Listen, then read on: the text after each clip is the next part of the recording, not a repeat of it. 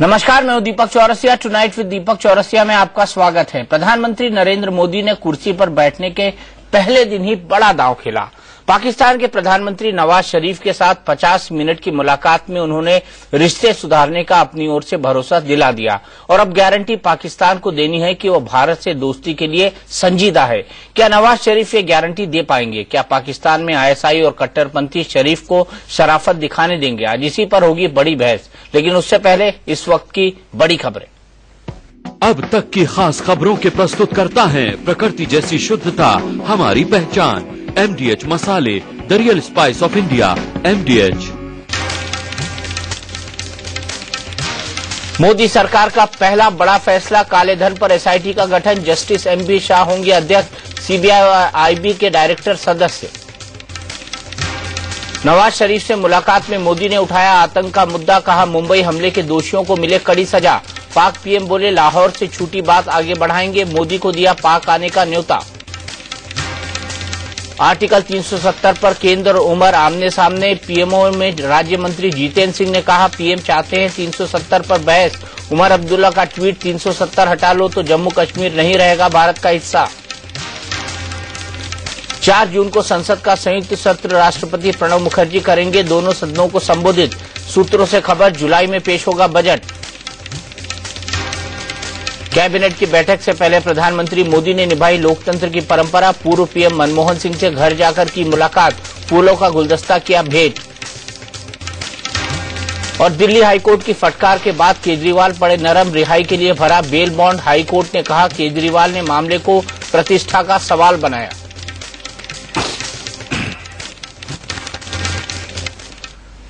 प्रधानमंत्री नरेंद्र मोदी ने पाकिस्तान के PM नवाज शरीफ के साथ डिप्लोमेसी की नई इबारत लिखने का सिलसिला शुरू कर दिया। नवाज शरीफ 50 मिनट की उस मुलाकात के बाद जब मीडिया से रूबरू हुए तो उनके पास बताने के लिए ज्यादा कुछ नहीं था, जबकि मुलाकात के दौरान मोदी और उनके साथ मौजूद विदेश मंत्री सुषमा स्वराज के पास शरीफ को सुनाने के लिए बहुत कुछ था। मोदी के लिए ज्यादा कुछ नहीं था, जबकि मुलाकात के दौरान मोदी और उनके साथ मौजूद विदेश मंत्री सुषमा स्वराज के पास शरीफ को सुनाने के लिए बहुत कुछ था। मोदी ने सबसे बड़ी बात तो वही सुना दी कि भारत शांति चाहता है, लेकिन इसके लिए पाकिस्तान को अपनी सरजमी से आतंक का खात्मा करना होगा। अब ये बड़ी बहस का मुद्दा है कि क्या मोदी पाकिस्तान की जमीन से आतंक खत्म करा पाएंगे? क्या मोदी के कड़े सुर के बावजूद आईएसआई और कट्टरपंथी शरीफ को शराफत दिखाने का मौका देंगे?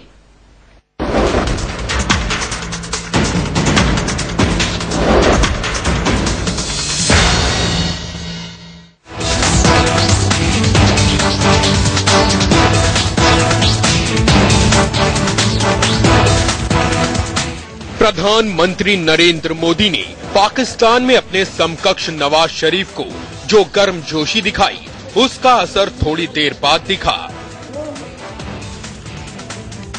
दिल्ली के हैदराबाद हाउस में मोदी और नवाज की जो मुलाकात 35 मिनट के लिए मुकर्रर थी, वो 50 मिनट तक चलती रही। इस मुलाकात के दौरान भारत के प्रधानमंत्री के पास नवाज शरीफ को सुनाने के लिए बहुत कुछ था। पाकिस्तान की सरजमी पर पनपता आतंक का जहर था। पाकिस्तान में छुट्टा घूमते हिंदुस्तान के दुश्मनों की बड़ी फौज भी बातचीत के केंद्र में थी। We want peaceful and friendly relations with Pakistan. However, for such relations to proceed, it is important that terror and violence is brought to an end. Nawaz Sharif के साथ मुलाकात में मोदी ने मुंबई पर 26/11 के हमले का मुद्दा भी उठाया। उन्होंने पाकिस्तान के साथ कारोबारी रिश्ते सुधारने की हामी भरी, लेकिन इस शर्त पर कि पाकिस्तान पहले आतंक की नकेल पूरी तरह कसे और 26/11 के मुजरिमों को जल्द से जल्द उनके अंजाम तक पहुंचाए। मेरा सवाल यही है, जब नवाज शरीफ से बात हुई 26/11 का आपने कहा डिस्कशन हुआ, क्या उस मुद्दे पे दाऊद इब्राहिम की भी कोई बात आई जो उनको उसके इशू पे कुछ बात हुई? और क्या नवाज शरीफ ने इंडियन PM को इनवाइट किया है, जाएंगे नरेंद्र मोदी पाकिस्तान, ऐसा कोई प्लान है? देखिए, आप इतने डिटेल में पूछने से मैं जवाब नहीं दे सकती हूँ, क्योंकि मैं तो आपको रिकॉर्ड ऑफ डिस्कशंस नहीं शेयर कर रही हूँ। बहुत सारे चीज डिस्कस हुए थे और टेररिज्म के बारे में बात भी हुई थी, मगर उससे ज्यादा मैं नहीं बोलना चाहती हूँ। इस मुलाकात के दौरान मोदी के सुर कड़े थे और मिजाज नरमी भरा। तभी तो नवाज शरीफ भी जब मीडिया से मुखातिब हुए तो उन्हें कबूल करना पड़ा कि बातचीत बहुत बढ़िया रही। Today I had a good and constructive meeting with Prime Minister Modi this afternoon. It was held in a warm and cordial atmosphere. Nawaz Sharif के पास इससे ज्यादा बताने के लिए कुछ था नहीं। बताने के लिए जो कुछ था उसे भारत की विदेश सचिव पहले ही बता चुकी थी कि पाकिस्तान से रिश्तों की दशा और दिशा क्या होगी। इसके लिए दोनों देश विदेश सचिव स्तर की बातचीत के लिए राजी हो गए हैं। The foreign secretaries will be in touch to look at the way forward. We also agreed that the two foreign secretaries would be meeting soon. चुनावी कैंपेन के दौरान हमने नरेंद्र मोदी को अक्सर ये कहते सुना कि ना हमें आंख दिखाकर चलना है, ना आंख झुकाकर चलना है, हमें तो आंख मिलाकर चलना है। आज प्रधानमंत्री के तौर पर अपने पहले सबसे बड़े असाइनमेंट पर नरेंद्र मोदी इसी फलसफे का मुजाहिरा करते हुए भी दिखाई दिए। कल शपथ ग्रहण में नवाज शरीफ के लिए रेड कार्पेट बिछाने वाले नरेंद्र मोदी ने आज उन्हें स्पष्ट कह दिया कि पाकिस्तान को अपनी जमीन पर पनप रहे आतंकवाद को रोकना होगा। 26/11 के मुजरिमों को जल्द से जल्द सजा देनी होगी। लेकिन इसके साथ ही दोनों देशों ने यह भी तय किया कि विवादित मुद्दों का गुलाम नहीं बनेगी आपसी बातचीत, और इसलिए यह तय हुआ कि दोनों देशों के विदेश सचिव जल्द ही मिलेंगे और बातचीत का आगे का खाका तैयार करेंगे। पाकिस्तान से कारोबारी और कूटनीतिक रिश्ते सुधारने के लिए मोदी ने बिना लाग लपेट के शर्त रख दी है कि पहले पाकिस्तान अपनी सरजमी से आतंकवाद का पूरी तरह खात्मा करे। पाकिस्तान में कट्टरपंथियों और आईएसआई का नेटवर्क अब तक कायम है। ऐसे में बड़ा सवाल ये है कि क्या मोदी पाकिस्तान की धरती से आतंक खत्म करवाने में कामयाब हो पाएंगे? क्या मोदी के कड़े सुर के बावजूद कट्टरपंथी और आईएसआई में बैठे उनके हमदर्द नवाज शरीफ को ये शराफत दिखाने देंगे? दिल्ली में शीतल राजपूत के साथ ब्यूरो रिपोर्ट, इंडिया न्यूज। तो हमारे साथ इस पर बात करने के लिए इस्लामाबाद से जुड़ गए हैं major general retired Rashid Qureshi साहब, जो कि परवेज मुशर्रफ साहब की पार्टी से भी ताल्लुकात रखते हैं। आपका बहुत बहुत खैर मकदम है major general retired Rashid Qureshi साहब, और साथ ही साथ major general retired GD Bakshi साहब, डिफेंस एक्सपर्ट भारत से हमारे साथ जुड़े हुए हैं, हमारे स्टूडियो में इस वक्त मौजूद हैं। सबसे पहला मेरा सवाल साहब राशिद कुरैशी साहब आपसे कि क्या कट्टरपंथी और आईएसआई शरीफ साहब को शराफत दिखाने का मौका देंगे?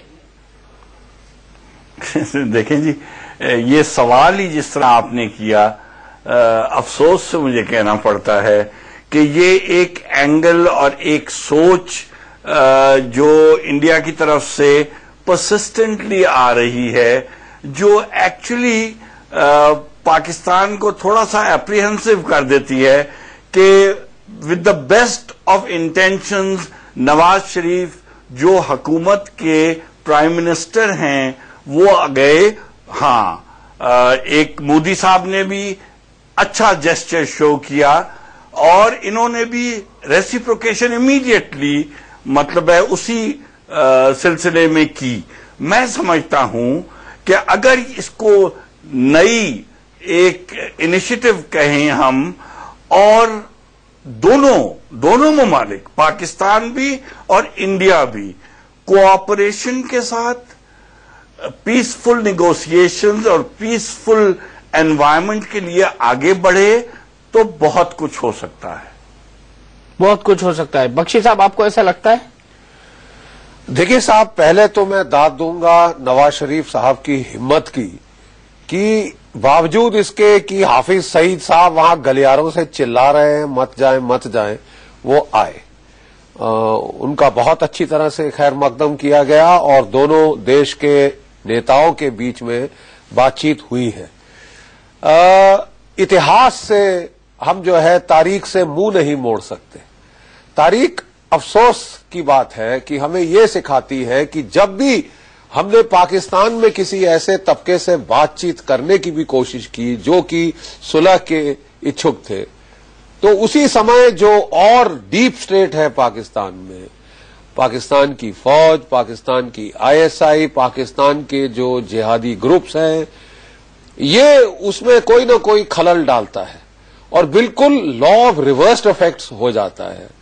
अब देखिए, मैं आपको बताऊं, जैसे कि जो वाजपेयी साहब ने भी बड़ा बोल्ड इनिशिएटिव लिया था अपनी सरकार के शुरुआत में, अपनी जान हथेली पे डाल के, जैसे अपनी पूरी रेपुटेशन स्टेक करके पॉलिटिकल, वो लाहौर गए, लाहौर पे बस गई। और अब हम सब जानते हैं कि अफसोस की बात है, वो बस जो है वो कारगिल की लड़ाई में खत्म हुई, क्योंकि उसी ये जो डायनामिक्स है स्टेट के अंदर की डायनामिक्स, ये हमें थोड़ा सा पेसिमिस्टिक होने पे मजबूर करती है।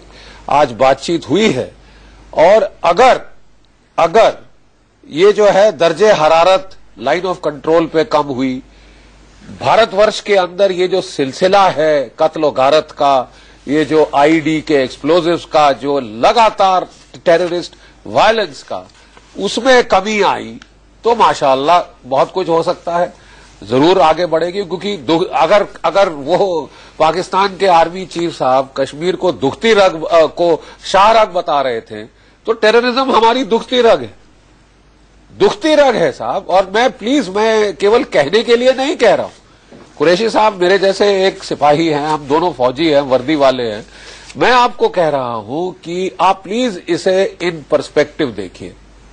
1980 की दशक से 80,000 भारतीय नागरिक शहीद हो गए हैं टेररिज्म के बहुत सारे वारदातों के अंदर। ये दौर शुरू हुआ पंजाब में, जहां हमारे 21,000 नागरिक शहीद हुए। कश्मीर के अंदर ये अभी तकरीबन खात्मे पे आ रहा है, कोई 42,000 नागरिक शहीद हुए हैं। और उसके बाद आईएसआई ने इसको पूरे भारत के शहरों में फैला दिया है। मैं कुरैशी साहब से एक फौजी के तौर पे कहना चाहूंगा, अरे साहब, हम दोनों को तनख्वाह मिलती है लड़ाई करने की, अगर लड़ना ही है हमें तो क्यों ना हमारी केवल फौजें लड़ें, हम औरतें, बच्चों और बूढ़ों को इसमें क्यों शरीक कर रहे हैं। कुरैशी साहब, जवाब चाहूंगा इससे, आपका जवाब चाहूंगा आपका। मैं बख्शी साहब की बात मैंने बड़े पेशेंटली सुनी, उनका मौकफ जो है वो साइड पे रखते हुए, मैं अगर साथ ही कह दूं कि अगर हिस्ट्री में हम जाएंगे तो बड़ी तलखियां हैं। कश्मीर को छोड़ के, कश्मीर से शुरू होके फिर आ जाते हैं हम ईस्ट पाकिस्तान पे। क्या किया था भारत ने ईस्ट पाकिस्तान, जो अब बांग्लादेश है उसमें। सो अगर हिस्ट्री में जाएंगे तो सियाचिन में क्या किया था भारत ने। ये जिस तरह आप कह रहे हैं कि ओहो कारगिल पे बस चली गई, तो हमारी तो सारी ट्रांसपोर्ट जो है वो कश्मीर में और ईस्ट पाकिस्तान में चली गई। इन चीजों को छोड़ दीजिए अब, अगर बढ़ना है आगे। और मैं समझता हूं, बख्शी साहब भी समझते हैं, मेरे बहुत एहतराम मैं उनका करता हूं, मैं जानता हूं बहुत अरसे से उनको, और मेरा ख्याल है अगर हम दोनों ममालिक, इंडिया भी पाकिस्तान भी, मिलके बातचीत अपनी, जिस तरह अभी एक इनिशिएटिव शुरू हुआ है, इसी को बढ़ाएं। जो कह रहे हैं फॉरेन सेक्रेटरीज की बात कर रहे हैं, और मैं समझता हूं कोई वजह नहीं है कि एक अंडरस्टैंडिंग पे और एक रेजोल्यूशन, एक system of resolution of crisis जो हमारे होते हैं, जो भी इश्यूज हैं पाकिस्तान और इंडिया के, मैं अभी नाम इसलिए नहीं ले रहा हूं ताकि बख्शी साहब नाराज ना हो जाएं, लेकिन उनको भी पता है और मुझे भी पता है, इंडिया को भी पता है, पाकिस्तान को भी पता है कि इश्यूज हैं। अगर हम आंखें बंद कर देंगे और कहेंगे कि जी ओ हो जी दहशतगर्दी हो गई, वो पाकिस्तान में भी हो रही है। जितने उन्होंने गिनाए लोग जो इंडिया में मारे गए, उतने ही नियरली पाकिस्तान में भी मारे, इन्हीं दहशतगर्दों ने मारे हैं। एंड ऑनेस्टली अगर थोड़ा सा अपना कूल दिमाग रख के आप सोचें, कभी हो सकता है कि पाकिस्तानी फौज और पाकिस्तानी आईएसआई अपने पाकिस्तानियों को मार रही हो? नहीं हो सकता। तो इसलिए दहशतगर्दी को खत्म करना है, पाकिस्तान से भी इंडिया से भी। मुझे इसमें कोई शक नहीं है कि इंडिया को भी उतनी तकलीफ हो रही होगी जितनी हमें हो रही है, लेकिन आपको समझने की, लेकिन मेजर जनरल राशिद कुरैशी साहब, शुरुआत तो पाकिस्तान की तरफ से हुई है ना, शुरुआत तो पाकिस्तान की तरफ से हुई है। दहशतगर्दी की शुरुआत बिल्कुल नहीं, दहशतगर्दी को सरपरस्ती देना, तो मैं कह दूं हाफिज सईद जैसे लोग तो वहीं घूम रहे हैं। अब मैं कह दूं जी सेंट्रल एशिया चेचनिया से शुरू हुई या उज्बेकिस्तान से शुरू हुई, हाफिज सईद जैसे लोग तो वहीं घूम रहे हैं। हमें चाहिए, या मैं कह दूं कि जी रॉ यहां करती है तो इसलिए उसका कोई फायदा नहीं है, उसका ना हम आगे बढ़ेंगे ना आप आगे बढ़ेंगे।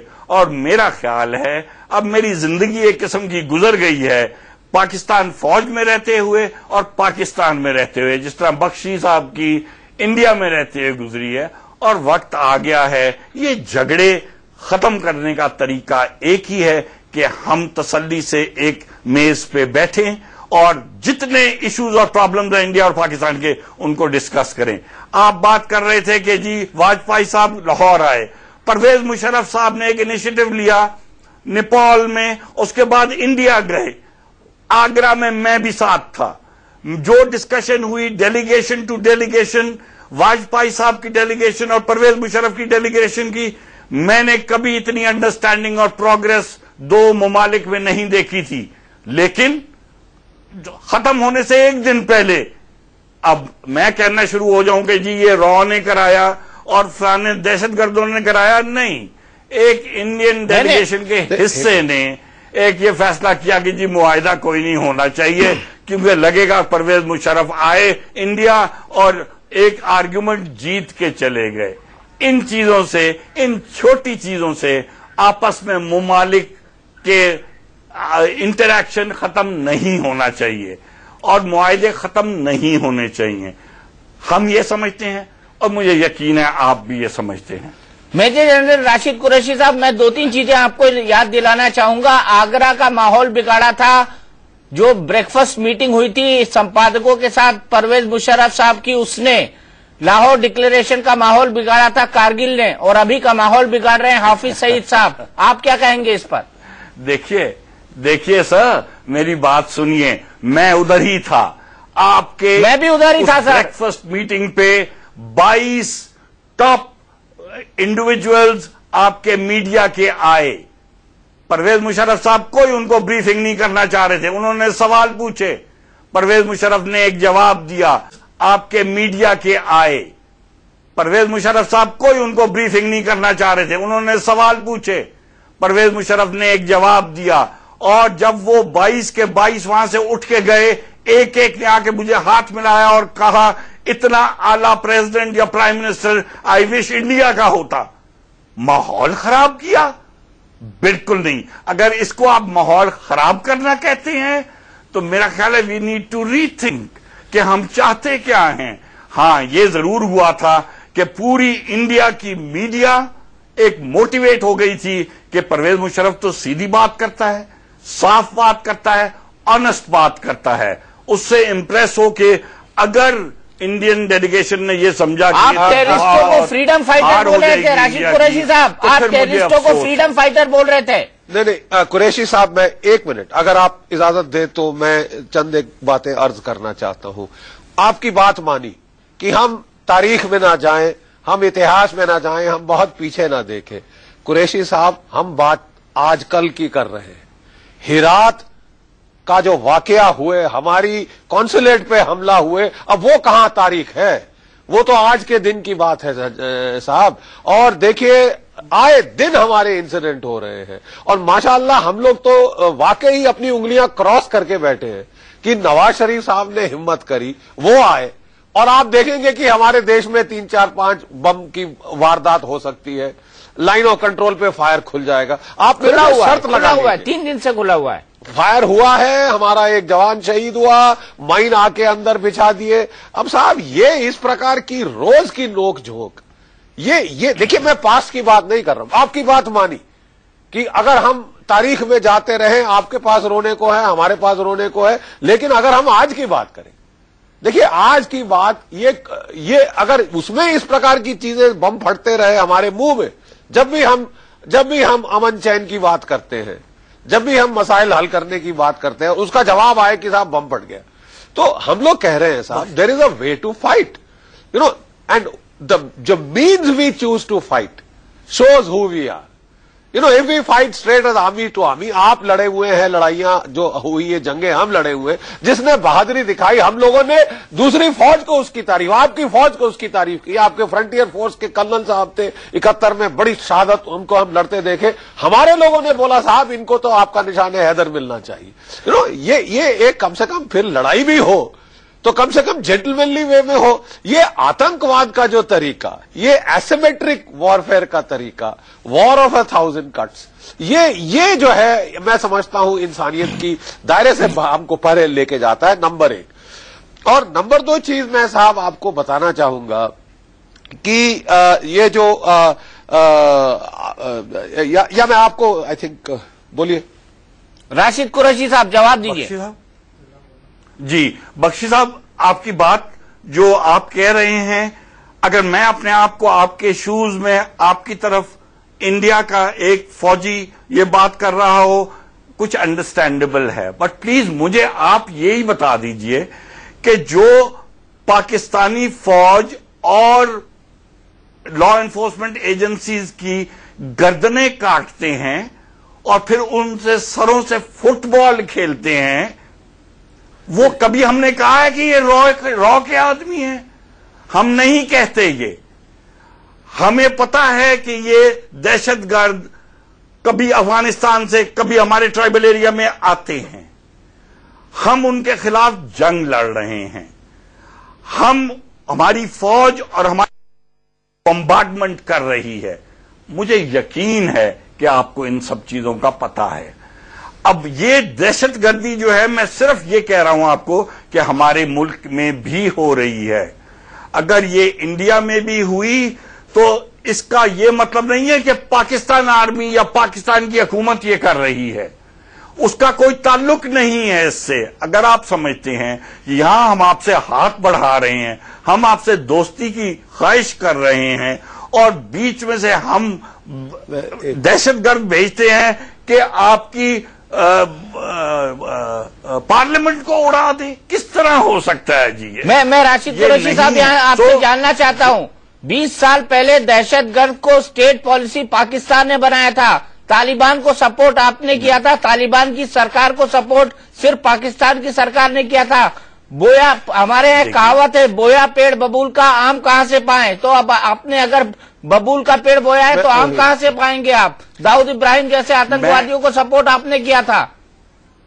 नहीं, ये गलत बात है। मैं सिर्फ आपको इतना बताना चाहता हूं कि जो तालिबान थे अफगानिस्तान में, जब उन्होंने 80-90% अफगानिस्तान पे को फतह कर लिया, तो पाकिस्तान जो एक नेबर था वो 90% अफगानिस्तान के जो कंट्रोल में थे या मालिक थे उनसे रिलेशनशिप ना रखता। कभी हो नहीं सकता कि एक मुल्क दूसरे मुल्क जो यहां नेबर्स हों और द मेजॉरिटी जिस तरह भी उन्होंने अचीव की पाकिस्तान ने नहीं करवाई, उसकी अथॉरिटी उधर हो गई, हुकूमत उनकी हो गई, तो पाकिस्तान ने निगोशिएट करना पड़ता है। नाउ जो भी आपका ओपिनियन हो नवाज शरीफ साहब के बारे में या हमारा ओपिनियन हो मोदी साहब के बारे में, वो प्राइम मिनिस्टर मोदी साहब इंडिया के प्राइम मिनिस्टर हैं। इंडिया हमारा नेबर है। हर हाल में हमने एक ताल्लुक रखना है इंडिया से और मोदी साहब से। हमारी बातचीत जो होगी प्राइम मिनिस्टर मोदी से ही होगी और उनकी कैबिनेट से। सो एक रिलेशनशिप रखना पड़ता है, पहली बात। नंबर 2, अगर कश्मीर का इशू ना होता, मैं समझता हूं, और बख्शी साहब अगर समझते मैं गलत कह रहा हूं वो जरूर इसमें बताइए मुझे, अगर ये इशू रिजॉल्व हो गया होता, कोई झगड़ा ना होता कश्मीर पे पाकिस्तान और इंडिया का, मेरा ख्याल है कश्मीर में जो लोग अपनी जानें जाया कर रहे हैं या शहीद हो रहे हैं वो ना हो रहे होते। सो हमारा काम है वो इश्यू को ग्रास रूट से रिजॉल्व करना। आंखें ना बंद कर लें, आंखों पे पट्टी ना बांध लें कि नहीं यहां कुछ नहीं है, कुछ नहीं है। इश्यूज हैं, हमें पहचानना चाहिए, इंडिया को पहचानना चाहिए, हमारी हुकूमत और आपकी हुकूमत को पहचानना चाहिए, हमारी आवाम और आपकी आवाम को पहचानना चाहिए। सिर्फ एक सर आप इंटरवीन करें, उससे सिर्फ एक चीज कहना चाहूंगा। सर, आपने कहा कि तालिबान से आपको बातचीत करनी पड़ी, लेकिन तालिबान खत्म हो गया, नया अफगानिस्तान आ गया, ओसामा बिन लादेन दुनिया का सबसे बड़ा अपराधी बन गया, उसके नाम पर आपने अरबों डॉलर का ऐड दिया अमेरिका से कि आप टेररिज्म का खात्मा करेंगे, उसके बाद भी ओसामा बिन लादेन पाकिस्तान में पाया जाता है। ये कैसी पॉलिसी आपकी? आप मानने को तैयार नहीं है कि टेररिज्म आपकी स्टेट पॉलिसी है, लेकिन ओसामा बिन लादेन एबटाबाद के एक मिलिट्री बेस के बगल में मिलता है, इसको कैसे एक्सप्लेन करेंगे आप? देखिए जी, मैं आपका अगर मैं अपने आप को पाकिस्तानी या यहां से हटा के इंडिया में अपने आप को बिठा दूं तो शायद मेरे मुंह से यही बातें निकलें जो आप कह रहे हैं, मगर बिलीव यू मी, अगर आप ऑनेस्टी या उस पर यकीन रखते हैं, ओसामा बिन लादेन का कोई ताल्लुक नहीं था हुकूमत पाकिस्तान या पाकिस्तानी अफवाज से। हां, आपकी बात सही है कि वो एबटाबाद में पाया गया। जो ऑपरेशन अमेरिका ने किया 800 गज दूर, देखिए 800 गज से नहीं है, मगर बख्शी साहब सुन लीजिए, एबटाबाद में कोई आर्मी फॉर्मेशंस नहीं है। हां, एक एकेडमी है, सुने, ट्रेनिंग सेंटर्स 2 हैं और एक एकेडमी है जहां सिपाही को ट्रेन करते हैं हम और ऑफिसर कैडेट को ट्रेन करते हैं। आप मुझसे बेहतर शायद जानते होंगे, जब मिलिट्री एकेडमी में जो ट्रेन करने वाले होते हैं वो 50, 60, 70 ऑफिसर्स या NCOs, non commissioned officers, instructors होते हैं, यूनिट्स नहीं होती हैं, बटालियंस, ब्रिगेड्स, डिविजन्स नहीं होते हैं। सो उसको कहना कि ये एक मिलिट्री एस्टैब्लिशमेंट, तो वो जरूर थी, लेकिन वो मिलिट्री कैंटोनमेंट, उस तरह का कैंटोनमेंट जिस तरह इंडिया में या पाकिस्तान में कैंटोनमेंट्स होते हैं, उस तरह का कैंटोनमेंट नहीं था। सो उसी तरह की इंटेलिजेंस एजेंसीज और उसी तरह के फॉर्मेशंस नहीं थे उधर। सो देयरफॉर ये लगता तो बहुत अजीब सी बात है कि जी मील 2 मील के अंदर एक घर बना हुआ था जिसमें ओसामा बिन लादेन रह रहा था और ये कैंटोनमेंट को नहीं पता लगा। और अगर फेलियर है तो पाकिस्तान का इसमें फेलियर है, क्यों नहीं डिटेक्ट किया गया? मैं भी कहता हूं, मैं भी समझता हूं हमारी इंटेलिजेंस एजेंसी इतनी जबरदस्त होनी चाहिए थी, कुरैशी साहब, फौरन पता लग जाता। लेकिन साथ ही बख्शी साहब, 11 साल से अमेरिका ढूंढ रहा था ओसामा बिन लादेन को। जो टेक्नोलॉजिकल एडवांसमेंट अमेरिका की है, पाकिस्तान उसके करीब भी नहीं जा सकता। वो हमारी कॉन्वर्सेशन जो आपकी और मेरी अभी हो रही है वो भी पिक करके रिकॉर्ड कर सकते हैं, उनको नहीं पता लगा।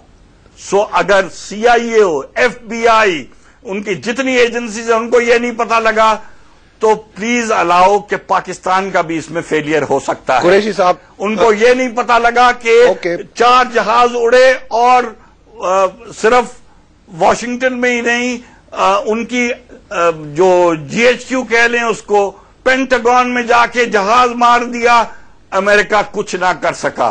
सो ये कहना कि जी गलती नहीं हो सकती या फेलियर नहीं हो सकता, ये गलत बात है। नहीं, आई एग्री। ओके, चलिए, कुरैशी साहब 1 minute, can I respond with your permission? देखिए साहब, मैं कह रहा हूं कि आजकल के जो वेस्टफालियन नेशन स्टेट सिस्टम है उसकी बुनियाद इस चीज पे मुनस्सर है कि हम अपनी आबादी को डिजाम करें। हथियार उठाने का जो जिम्मा है केवल देश की, मुल्क की फौज को, जैसे आपकी हमारी फौज को दिया जाता है या पुलिस को दिया जाता है। जब एक देश अपने देश के अंदर सिविलियंस को आर्म करना शुरू करे, तंजीमों को आर्म करना शुरू करे, आप अपनी बेसिस ऑफ नेशन स्टेट को इरोड कर रहे हैं। हमें इल्म है कि आपके यहां बहुत भारी आजकल जो है वो वहां आप ये जो तहरीक तालिबान पाकिस्तान वगैरह ने आपके यहां भी कहर ढा रखा है। लेकिन देखिए, जब आप हिंदुस्तान के लोग से बात करेंगे तो वो ये बोलेंगे, भाई अगर कोई सांप के बच्चे पाले, उनको दूध पिलाए, तो वो उसको तो उसी को काटेंगे। चाहे दूसरों के घर छोड़ने के लिए भी कोई पाले, वो उसको काटेंगे। देखिए, अफगानिस्तान में जब युद्ध हुआ और CIA और मुखाबरात सऊदी अरेबिया ने वहां बहुत फंड डाले कि सोवियत संघ के खिलाफ आपने अपने देश की सरजमी दी, तब से ये आपका दौर शुरू हुआ है। प्लीज इसके लिए देखिए, हम अगर बोलें कि साहब टेररिज्म हमारे पास, हमने तो नहीं खड़े किए ना कोई इस प्रकार के ग्रुप, आए तो आपकी जगह से है कि आज आपको भी तंग कर रहे हैं। ये तो फिर then you have to go back to origin क्या था, तो इस जब बात आपने खुद खड़ा किया। जब आप इस बात की हिस्ट्री में भी जाना पड़ेगा, लेकिन हम वर्तमान में आते हैं मेजर जनरल राशिद कुरैशी साहब, क्योंकि हमको प्रेजेंट की बात करनी होगी, क्योंकि हमको फ्यूचर के बारे में सोचना होगा। मेरा बड़ा सीधा सवाल है कि क्या नवाज शरीफ साहब पाकिस्तान की सरजमी से आतंक का खात्मा कर पाएंगे? क्या लोग करने देंगे उनको? क्या वेस्टेड इंटरेस्ट करने देंगे उनको? साहब सिर्फ ये सुन लीजिए कि अगर कोई जो भी दहशतगर्दी इधर हो रही है और हथियार या आम किए जा रहे हैं, हुकूमत नहीं कर रही, फौज नहीं कर रही, और अगर कोई सबसे ज्यादा उनके खिलाफ एक्शन की तमन्ना कर रहा है, इजाजत मांग रहा है, वो पाकिस्तानी फौज है, वो पाकिस्तानी फौज और ISI है। मेरा ख्याल है आप थोड़ी देर तसल्ली रखिए। मेरा ख्याल है नवाज शरीफ साहब जो टॉक्स के बारे में बात करते हैं, बातचीत के बारे में बात करते हैं TTP से, उनको भी एहसास जल्द हो जाएगा कि ये बात करने के काबिल लोग नहीं हैं। और मैं समझता हूं जो ये कह रहे हैं कि ऑपरेशन, अभी तो सर्जिकल स्ट्राइक्स हो रही हैं, मेरा ख्याल है इसके अलावा कि इनको एलिमिनेट किया जाए पाकिस्तान की सरजमीन से और कोई तरीका नहीं है। लेकिन मेरा ख्याल है उसमें वक्त लगेगा। इन्होंने टॉक्स इनिशिएट की, हमारे पार्लियामेंट ने कहा कि नहीं बातचीत होनी चाहिए, ये बातचीत की कोशिश कर रहे हैं। सिर्फ फौज है जो समझती है कि ये बातचीत के काबिल नहीं है, मगर अब जल्द ही हमें पता लग जाएगा फाइनल फैसला नवाज शरीफ साहब क्या फौज अपना सबसे, इसके अलावा कोई फैसला हो नहीं सकता। चलिए माना सर्जिकल स्ट्राइक चल रही है, लेकिन क्या फौज अपना सबसे स्ट्रैटेजिक एसेट खत्म करने के लिए तैयार होगी? नहीं, वही मैं लेट मी कुरैशी साहब एक मिनट ऐसे कह रहे हैं, फौज ही के खिलाफ वो लड़ रहे हैं, फौज उनके खिलाफ लड़ रही है। कुरैशी साहब, I'd like to ask a direct question to a soldier. I'd like to ask a direct question to a soldier. Agreed, you will take action. You are taking action. आप एक्शन ले रहे हैं। Tehreek-e Taliban Pakistan. Direct question to a soldier. I'd like to ask a direct question to a soldier. Agreed, you will take action. You are taking action. आप action ले रहे हैं। तहरीके तालिबान पाकिस्तान के सरगनाओं के बरखिलाफ, जिन्होंने काफी जुल्म गारत, कत्लो गारत आपके इलाके में की है, आप एक्शन ले रहे हैं। आपने बॉम्बिंग करी है, हमें इल्म है। क्या पाकिस्तान की फौज लश्कर तोयबा, जमात उद दावा जो उसका फ्रंट है, उसके खिलाफ एक्शन लेगी? Straight question to a soldier.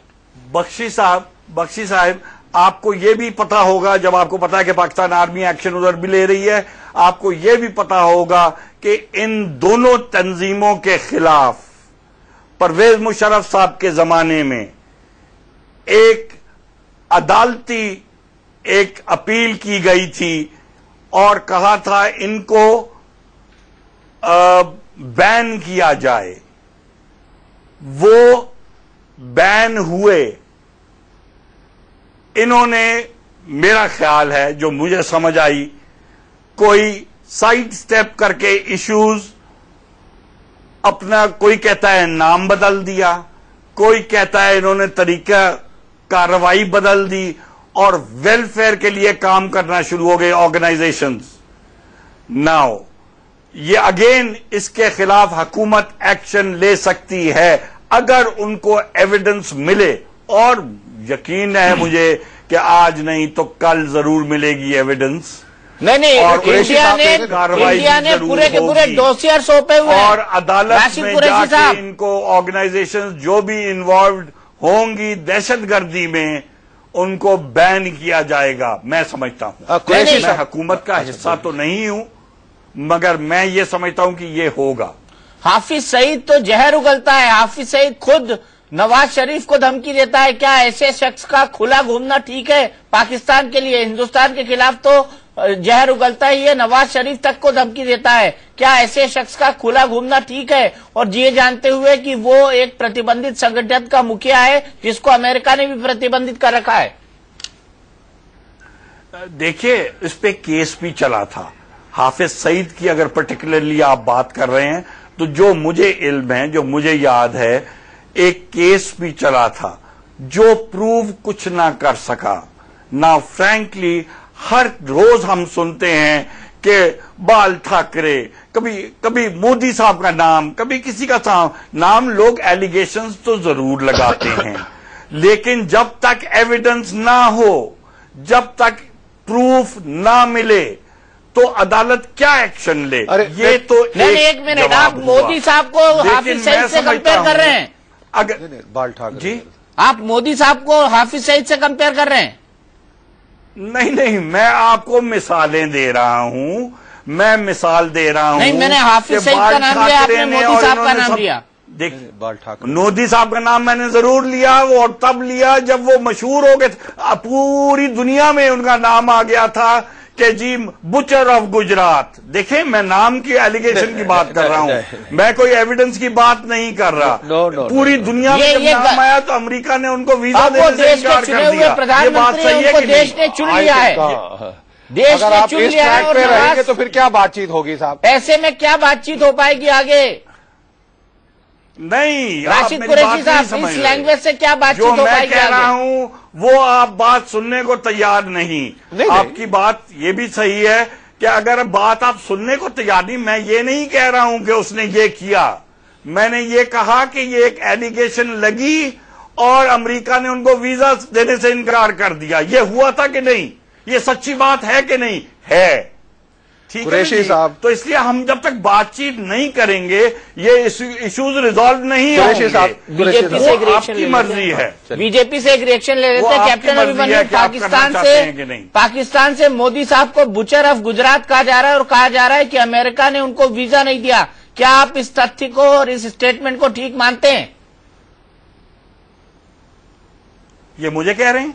Deepak ji, ये बड़े दुर्भाग्य की बात है कि आपके चैनल के माध्यम से इस प्रकार के गैर जिम्मेदाराना लोग कुछ भी बात कहें और उनको ये भी समझ नहीं हो कि इस प्रकार की हल्की बात कहने के लिए, गलत बात कहने के लिए उनको माफी मांगनी चाहिए।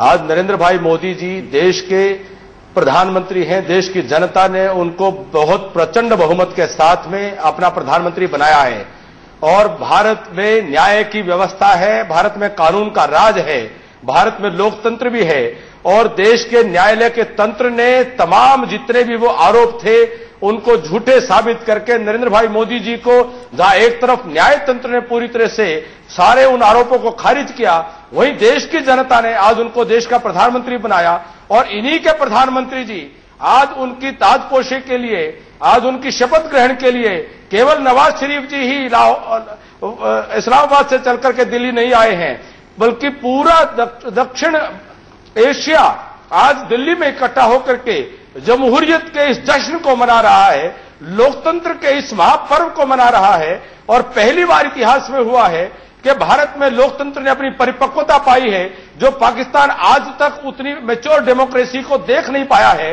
भारत एक मिसाल बना है पूरे क्षेत्र के लिए कि कैसे डेमोक्रेसी की जड़ें मजबूत करके एक गरीब परिवार में पैदा हुआ व्यक्ति देश की जनता के हृदय का सम्राट बन करके देश का प्रधानमंत्री बनता है। और इतनी अच्छी पहल की है जिसकी कोई कल्पना नहीं कर सकता था कि तमाम साउथ एशिया को इकट्ठा किया, भारत और पाकिस्तान के प्रधानमंत्री मिले और अच्छे वातावरण में दोनों मिले और दोनों ने संघर्ष से सहयोग की तरफ, आगे बढ़ने की तरफ रास्ता बढ़ाया। किस प्रकार से भविष्य में सभी राष्ट्र मिलकर के विकसित हो सके, डेवलप हो सके। एक तरफ वो तकरीब हो रही है और दूसरी तरफ गैर जिम्मेदाराना राशिद कुरैशी साहब जैसे लोग इस प्रकार की आज गैर जिम्मेदाराना बात कर रहे हैं, जिसकी जितनी भी मैं निंदा करूं उतना कम है। राशिद कुरैशी साहब कुछ कहना चाहेंगे? मैं सिर्फ ये कहना चाहता हूं कि ये नहीं, रुक जाइए। मैंने आपको एक एक चीज बताई है कि रूमर्स और ये बातचीत ये हो रही थी, ये बात सही है, ये गलत नहीं है। नंबर 2, ये बात भी सही है कि उनको वीजा अमेरिका का नहीं दिया गया। मैं कोई हवाई बात नहीं कर रहा हूं, मैं प्रैक्टिकल जो बातें हुई हैं, जो एलिगेशंस लगे हैं, उनकी बात कर रहा हूं। मैं ये नहीं कह रहा कि मोदी साहब पे कुछ एविडेंस, मैं ये नहीं कह रहा कि मोदी साहब पे कोई एविडेंस या कोई ऐसी मिली है शवाहिद या कोई प्रूव हुआ है। लेकिन अगर आप में इतना, अगर आप में इतनी हिम्मत नहीं है कि आप एक सच बात सुन के उसका सच जवाब दे सकें, तो फिर क्या डायलॉग होगा? डायलॉग आप कैसे आए हैं यहाँ और आप यहाँ गाली दे रहे हैं साहब कि नरेंद्र भाई मोदी ने कभी जिसने डायलॉग के लिए बुलाया आप उसे गाली दे रहे? लगता है उनका संपर्क हमसे कट गया है, सैटेलाइट लिंक हम दीपक जी, मैं आपके माध्यम से जी, अब कैप्टन अभिमन्यु। दीपक जी, मैं आपके माध्यम से मैं आपसे निवेदन करूंगा, पूरे देश की तरफ से, आप इस शो के एंकर हैं, आप मेजर जनरल राशिद कुरैशी को बताइए कि भारत के प्रधानमंत्री नरेंद्र भाई मोदी जी ने कभी भी अमेरिका के वीजा को अप्लाई भी नहीं किया था, तो उसमें खारिज करने की बात कहां पर आती है? और आपको एंकर के नाते इनको बताना चाहिए, उनकी झूठ को आपको पर्दाफाश करना चाहिए। बिल्कुल बताया है कैप्टन अभिमन्यु। मैं हैरान हूं कि भारत का चैनल इस प्रकार की झूठ को बार बार बोलने दे रहा है। कैप्टन अभिमन्यु, न केवल हमने उनको ये बताया है बल्कि उनसे माफी के लिए भी कहा है, और उन्होंने कहा है कि मेरा कहने का मतलब ये नहीं था, यानी वो अपनी बात पर रिकंसाइल भी किए हैं। मैं इस बहस को आगे बढ़ाऊंगा, लेकिन इस ब्रेक के बाद। तो क्या मोदी पाकिस्तान की सरजमी से आतंक का खात्मा करा पाएंगे, और क्या कट्टरपंथी संगठन और आईएसआई शरीफ को ये शराफत दिखाने का मौका देंगे? बड़ी बहस इसी पर है। हमारे साथ कांग्रेस के राष्ट्रीय प्रवक्ता मीम अफजल साहब जुड़े हुए हैं। मीम अफजल साहब, मेरा सीधा सवाल आपसे, जब तक आप सरकार में थी बीजेपी कहते थे कि इनसे बातचीत मत करो क्योंकि आतंक के खात्मे के लिए इन्होंने बहुत कुछ नहीं किया है, लेकिन पहले ही दिन मोदी साहब ने नवाज शरीफ को बुला लिया, आपकी प्रतिक्रिया?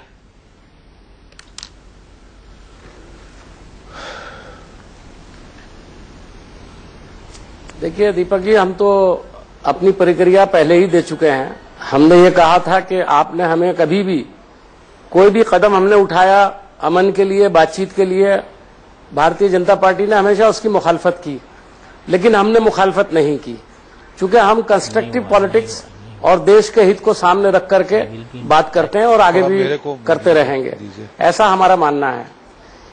मैं अभी जो डिबेट चल रही थी उसमें राशिद कुरैशी साहब जिस तरह से गुफ्तगू कर रहे थे और उनका जवाब भी हमारे कैप्टन साहब ने दिया, मेरे ख्याल में अगर तर्ज अमल ये रहेगा तो शायद बातचीत हुकूमत की सरकार पर, हुकूमत की सतह पर बातचीत कामयाब होने की बजाय निचले लेवल पर, जमीन पर हम और आप जो बैठ करके बात करते हैं, इस लेवल पर फेल हो जाएगी।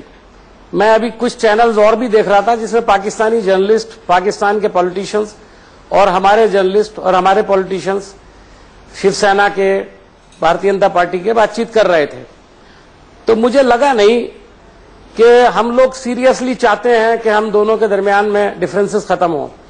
पहली बात तो ये कि अभी राशिद कुरैशी साहब एक बात कह रहे थे, डिफरेंसेस खत्म हो। पहली बात तो ये कि अभी राशिद कुरैशी साहब एक बात कह रहे थे, और अगर होते तो ज्यादा अच्छा होता। मैं उनसे बड़े मुअद्दबाना अंदाज में ये पूछना चाहता था कि अगर आपके यहां सरकार शामिल नहीं है, हुकूमत का कोई इदारा शामिल नहीं है, आईएसआई शामिल नहीं है, लेकिन अगर आपकी सरकार के अंदर ऐसा कोई काम हो रहा है जो टेररिज्म को बढ़ावा देता है, चाहे वो आपके लिए हो चाहे हमारे लिए हो, तो उसको रोकना किसकी जिम्मेदारी है? क्या कल यहां पर अगर कोई काम ऐसा हो और पाकिस्तान को ये शिकायत हो तो क्या हमारी जिम्मेदारी नहीं होगी कि किसी भी ऐसे संगठन को जो इस तरह की हरकतें करता है उस पर पाबंदी लगाएं, उसको, उसकी जांच करें ईमानदारी के साथ? तो ये मैं समझता हूं कि बात, जवाब जो उन्होंने दिया वो तसल्ली बख्श नहीं था। दूसरा बात मैं कहता हूं, देखिए मोदी जी आए हैं, उन्होंने पाकिस्तान के खिलाफ पूरा प्रोपेगेंडा किया, 2 महीने तक तकरीरें की। मैं उनको दोहराना नहीं चाहता हूं क्योंकि मैं इस वक्त तलखी की बात नहीं करूंगा, क्योंकि तलखी करने से लगेगा कि शायद हम हताश होकर ऐसी बात कर रहे हैं। लेकिन उन्होंने जिस तरह से प्रोपेगेंडा किया और अचानक इन्विटेशन दे दिया, तो पूरे देश में उनसे सवाल तो पूछा जा रहा है। ये अलग बात है कि टीवी चैनल्स पर उतना नहीं दिखाया जा रहा होगा या अभी लोगों की राय नहीं आ रही है, लोग उनसे सवाल पूछ रहे हैं कि कल तक आपने जिनकी मुखालफत के नाम पर हमसे वोट मांगा, तो आज अचानक आपने बगैर किसी से मशवरा किया, अपोजिशन पार्टियों से, अभी पार्लियामेंट में भी आप नहीं आए हैं। अगर पार्लियामेंट में आ जाते और एक बार कहते कि भाई हम बात करना चाहते हैं, तो आप अपोजिशन की जमातों से भी बात कर सकते थे। लेकिन बहरहाल अब उन्होंने एक डिसीजन लिया है, हम उसको बुरा नहीं कहते। उनकी नेक नियति को हम समझते हैं कि शायद उनकी नेक नियति है, और अगर उनकी नेक नियति है तो हमको उसमें मदद करना चाहिए। बातचीत को बिगाड़ने में हमें कोई रोल अदा नहीं करना चाहिए। दूसरे मैं ये भी कहूंगा कि दोनों प्रधानमंत्री मिले, 4-5 मुद्दों पर बात सामने आई है। पहले इन्होंने ये कहा था कि हम सिर्फ उनको बुलाया है, हमारा कोई एजेंडा नहीं है, हमारा कोई उस पर बातचीत का कोई मुद्दा नहीं है, जो बात गलत थी। और हम शुरू से कह रहे थे कि ऐसा कभी नहीं होता है। और आज उनकी मीटिंग हुई, 4-5 मुद्दे उसमें सामने आए कि इस पर बातचीत हुई। इसका मतलब है बातचीत तो शुरू हो गई। अब दोनों प्रधानमंत्रियों ने या उनके नुमाइंदे ने, यानी प्रधानमंत्री ने, नवाज शरीफ साहब ने, और दूसरी तरफ हमारे जो सचिव हैं, विदेश सचिव, उन्होंने जो बात डिप्लोमेटिकली कहना चाहिए था वो कह दी है। उसमें कहीं तलखी नजर नहीं आई। मैं थोड़ा सा, लेकिन अगर हम न्यूज चैनल पर बैठ करके तलखी भरी बात करेंगे तो शायद इससे माहौल अच्छा नहीं बनेगा, ना पाकिस्तान में बनने वाला है या ना अच्छा बनने वाला है। मैं ये समझता हूं कि देश के इंटरेस्ट में हमको थोड़ा इंतजार करना चाहिए, और बिल्कुल इंतजार करना चाहिए। मीम अफजल साहब, प्रधानमंत्रियों ने बात की है, इस वक्त मैं बोल रहा हूं, तो हो सकता है दीपक जी आपका अगला कमेंट ये हो कि आप मोदी को सपोर्ट कर रहे हैं। नहीं, मैं ऐसा बिल्कुल नहीं कहूंगा। मोदी जी को सपोर्ट नहीं कर रहा हूं, मैं उनकी आइडियोलॉजी के खिलाफ हूं, लेकिन उन्होंने जो काम किया मैं उसके खिलाफ नहीं हूं। चलिए एक मिनट, उन्होंने जो काम सबसे पहले चाहिए मीम अफजल साहब, जरा मुझे 1 मिनट दीजिए। हमने सुना आपने जो कहा, मुझे 1 मिनट दीजिए। सबसे पहले इस वारदात को परिप्रेक्ष्य में समझना जरूरी है। जी जरूर। ये द्विपक्षीय वार्ता नहीं थी, इसमें पूरे सार्क के मुल्कों के रहनुमा बुलाए गए और वो सब भारत में आए, जिससे मैं समझता हूं ये मास्टर स्ट्रोक है डिप्लोमेटिक, जिससे कि भारत की शान बढ़ी है।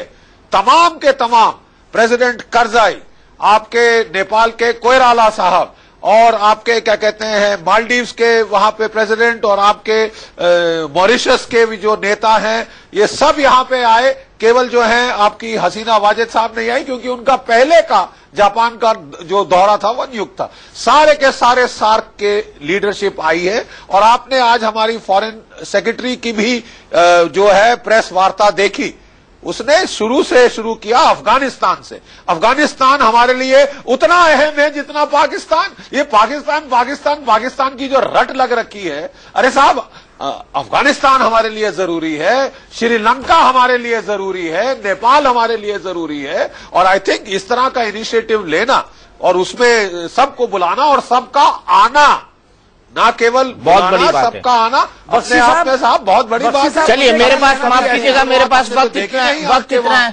इतना ही है। ठीक है, बहुत बख्शी साहब ने जैसा कि कहा, ये बहुत अपने आप में एक बहुत बड़ा डिप्लोमेटिक कू है। फिलहाल बड़ी बहस में इतना ही, लेकिन इंडिया न्यूज पर खबरों का सिलसिला लगातार जारी है।